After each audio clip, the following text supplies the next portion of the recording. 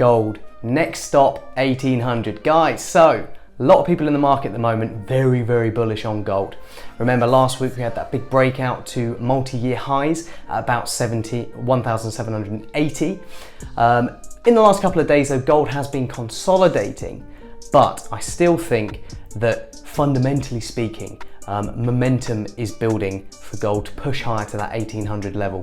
And there's three key sort of catalysts that I think could really give it that extra push. So the first one I think is the state of the coronavirus outbreak in the US. So obviously we've been talking about this for weeks now. Cases have been shooting up in the south of the US, states like Florida, Texas, California, loads of other states. Hospitalizations now going up very, very quickly as well. And what comes next? So you get cases going up, hospitalizations going up, and then unfortunately you get deaths starting to rise. And the deaths in the US haven't really started to go up yet. They're still at about 500-600 a day. But if the current trend continues, unfortunately, I think, and I think a lot of other people agree, that deaths are probably going to start rising, and they might get back to those levels that they were back in April of over 2,000 a day.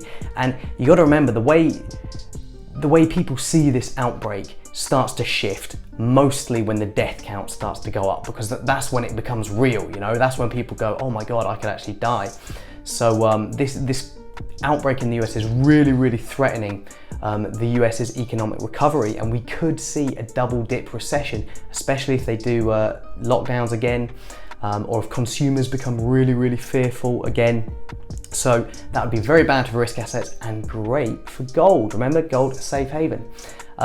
This brings me on to my second point, very closely linked to the first point, the Fed. Now, the Fed have specifically said that they cannot rule out or say if they're going to do further stimulus or not, because they've been talking about uncertainties to do with the virus. So the Fed are watching this second wave, and if it does start to translate into another recession, like a double dip recession, as I just called it, then we might see more Fed action. And gold loves central bank stimulus. We say it all the time. So if we do see more action from the Fed, that's going to be another big, big reason to be long gold. The final thing I want to talk about is Trump's election chances. Did a blog on this last week, go into a little bit more detail, but basically his election chances are rapidly fading, which will make a lot of people happy, make a lot of people sad. But the thing that's important for markets is Trump has generally been a dollar positive president.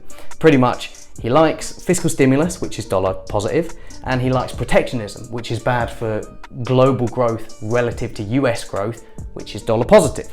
So the more his election hopes slide, the more likely we are to have Biden, who is going to be much softer on issues like protectionism. He might want to spend more, but then he's also, he's got different tax plans and all that kind of stuff. But anyway, the point is, no Trump is seen as a dollar negative.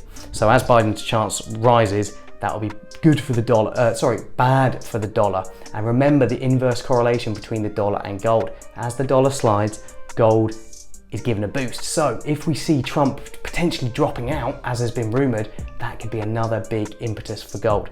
That is pretty much it from me for now, and I'll see you in the next one.